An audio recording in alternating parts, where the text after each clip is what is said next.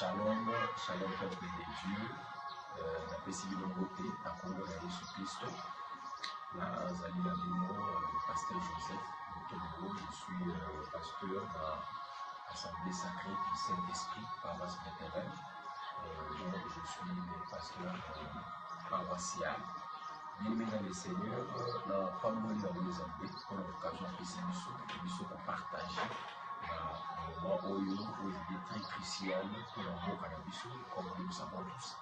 L'amour cannabis, nous traverser un moment très difficile, très critique, où l'Église a une responsabilité majeure à assumer pour qu'il y ait des beaux qu'on a réalisés et dans la commune de Samarou, cannabis, victoire et non les amants, parce que nous sommes agressés. Là, c'est quelque chose à cacher. Nous sommes agressés. Notre pays est agressé par un pays voisin qui convoitise les richesses, qui convoitise les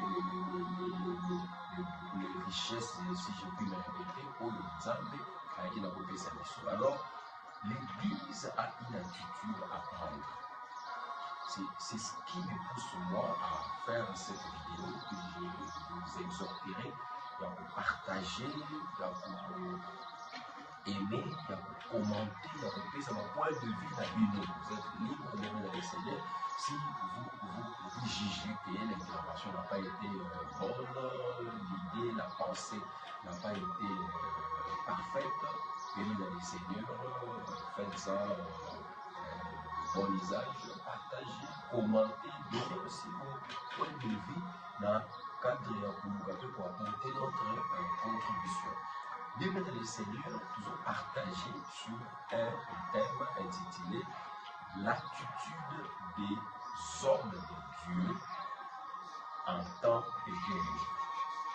Quelle est l'attitude que doivent prendre les hommes de Dieu que nous sommes en ces temps de guerre? Bien, mesdames et seigneurs, à chaque moment, à chaque circonstance, il y a une attitude à adopter face à ce qui se présente devant nous. L'Église du Congo est touchée. Le peuple de Dieu meurt. En Goma, il y a le fidèle, il y a le frère, le soeur qui ne prie pas. Bazokufa innocemment na est, na Ituri, na Nord Kivu, comme nous le savons tous, Nord Kivu, Sud Kivu, il y a des innocents qui meurent à ça, qui sont des innocents. Alors nous sommes agressés par un pays voisin, par des pays voisins. Il y a des hypocrisies tout autour, il y a une situation qui s'est passée dans l'Est et dans le cannabis.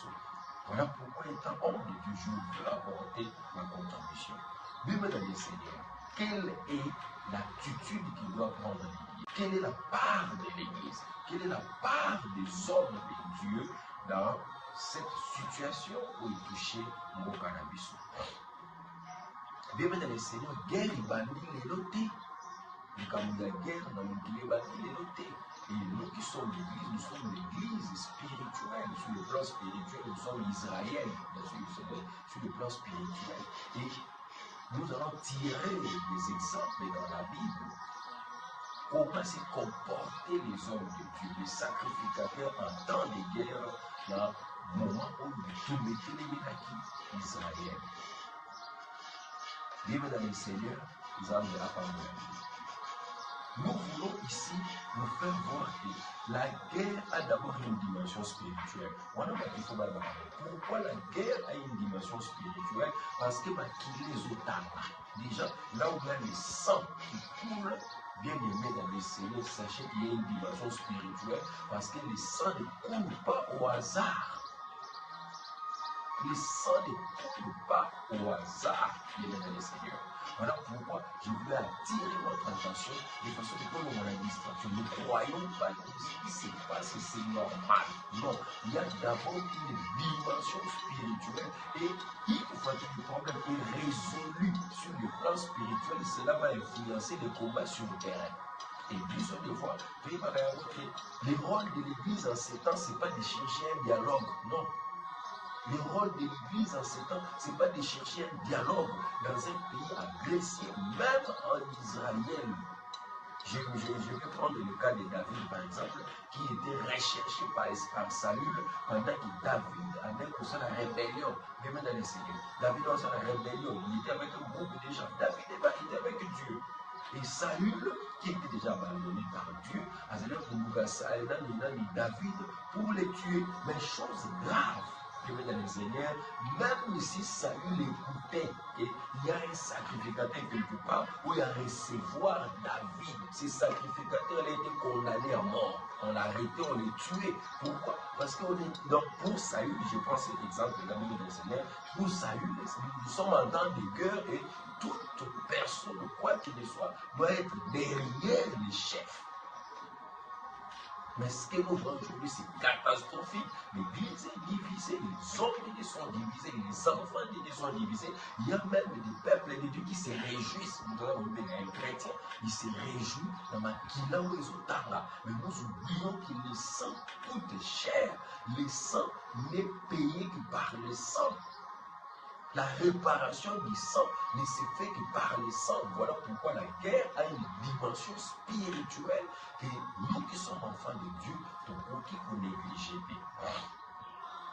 Dans ce temps, comme nous avons Exode chapitre 18e, à partir il y a 8e verset, qui nous a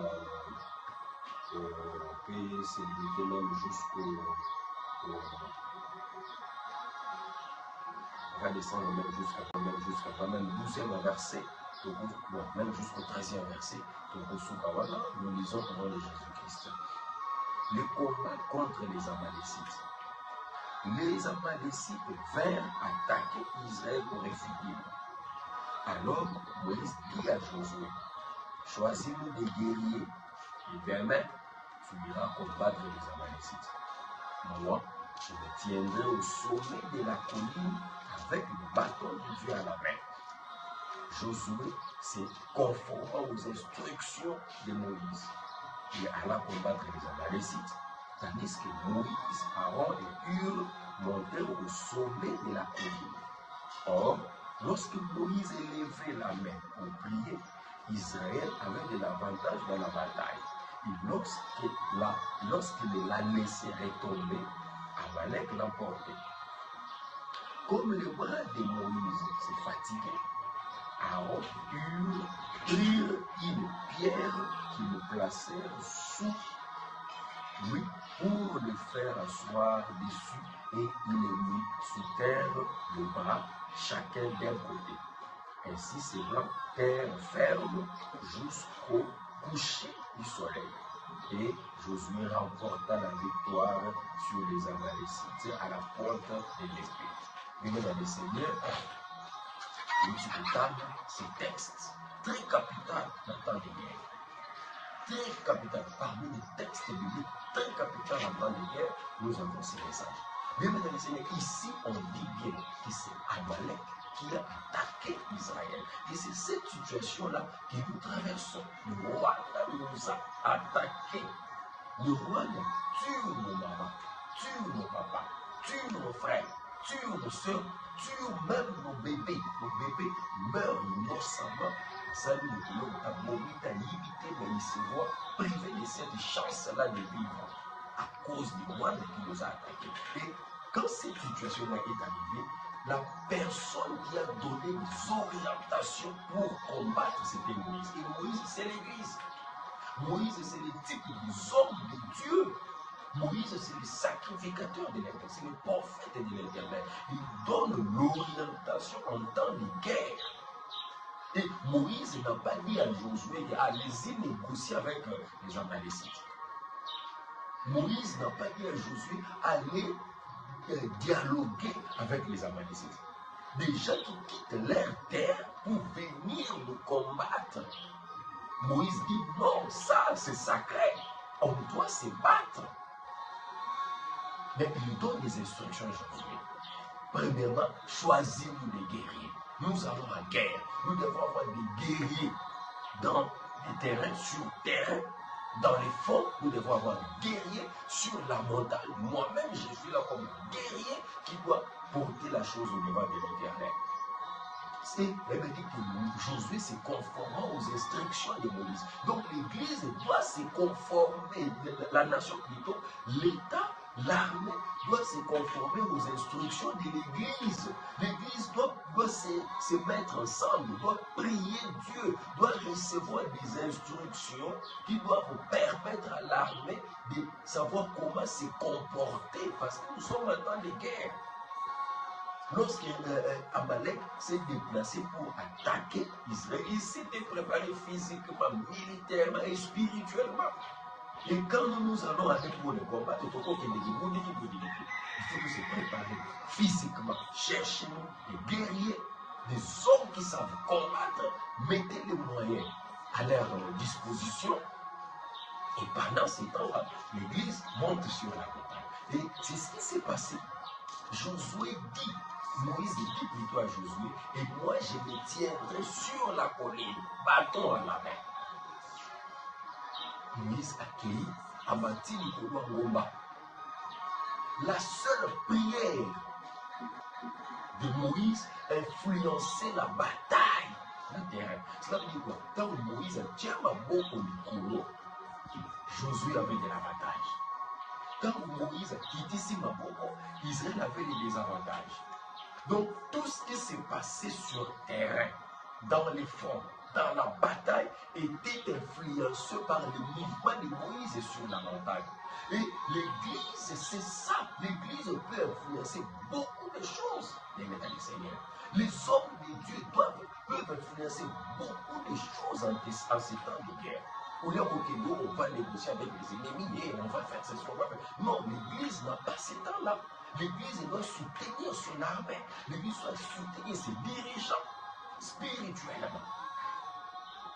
Et la seule personne de Moïse influençait tout ce qui s'est passé sur la montagne et sur les terrains. Tout ce qui s'est passé dans le terrain, Israël qui influencé dans Moïse. Ce qui a menti si Israël a déçu. Ce qui a quitté Israël a vu en silence. Et comme c'est un humain, il arrive par se fatiguer. Et quand il se fatigue, on constate qu'Israël va nous perdre. D'où il fallait l'association. Voilà pourquoi Aaron a signé la gauche, Hur a signé la droite. La Tchéli Moïse, il va Moïse a fallu. Cela veut dire que nous sommes tous unis, assis sur la personne de Jésus-Christ, car c'est lui la pierre angulaire. C'est lui cette pierre-là qu'ont rejeté les bâtisseurs. Notre Seigneur Jésus-Christ. Mais Basimbani le Boko Moko, Basimbani comme une personne, Moïse a fallu le Gonoya du Banga. Et c'est ainsi qu'Israël va obtenir la victoire. L'unité. Nous sommes en temps d'unité. L'Église, les hommes de Dieu doivent s'unir, doivent se soutenir, main dans la main. Ils doivent parler un même langage. Pendant que les autres sont en train de prier, pendant que les autres sont en train d'invoquer le Seigneur pour la paix à l'Est, les autres sont là en train de se promener à gauche, à droite, autres font du dialogue, autres font du ceci, autres font du ceci. Non. Si l'Église n'a pas besoin de ça, la nation n'a pas besoin de ça en ces temps de guerre. Le Congo est agressé. L'Église doit se tenir main dans la main. Les hommes de Dieu doivent avoir l'attitude de l'unité, doivent être un, doivent être unis, doivent se soutenir, doivent chacun dans son coin entrer en contact avec Dieu parce que nous sommes tous, l'Église est assise sur la pierre angulaire qui est Jésus-Christ de Nazareth. Maintenant, si on est divisé, comment allons-nous vaincre? Si chacun parle de son langage à côté, comment allons-nous vaincre ces combats? Peuple de Dieu, je vous ai apporté ce petit message pour vous édifier, pour soutenir l'Église, pour démontrer que la victoire de Josué dans les fronts n'était pas liée à ses efforts. C'est parce qu'il y avait des gens qui étaient élus sur la montagne. Bato basimbani loboko na loboko, lokola moto moko likolo ya ngomba, bandobela ya Nzambe. Et le fait pour eux, maboko ezala likolo, cela a influencé la bataille jusqu'à la neutralisation de la dernière personne. Mais ce sont les Amalek, les Amalécites qui sont allés vers Israël. Ils sont familles dans le Congo, ils sont hospitaliers, mais ce sont nos ennemis, la frontière pour venir nous agresser. Bien-aimés dans le Seigneur, nous ne pouvons pas accepter cet échec. Il n'y a pas un temps pour négocier avec les criminels. Il n'y a pas ce temps-là pour négocier avec des personnes qui sont sans foi ni loi, des personnes qui sont sans cœur, qui tuent sans merci, qui maltraitent. Et l'Église doit les négocier avec ces gens. Non, non, non, non, non, non. L'Église ne négocie pas avec les gens. Entre la lumière et les ténèbres, la cohabitation ne peuvent pas exister. L'Église doit se lever, doit prier, doit parler le même langage. C'est ça le petit message que je voulais apporter à l'Église en ces temps de guerre. Bien-aimés dans le Seigneur, je suis content que vous nous ayez suivis et partagé ces petits messages. Que Dieu vous bénisse abondamment. Merci beaucoup.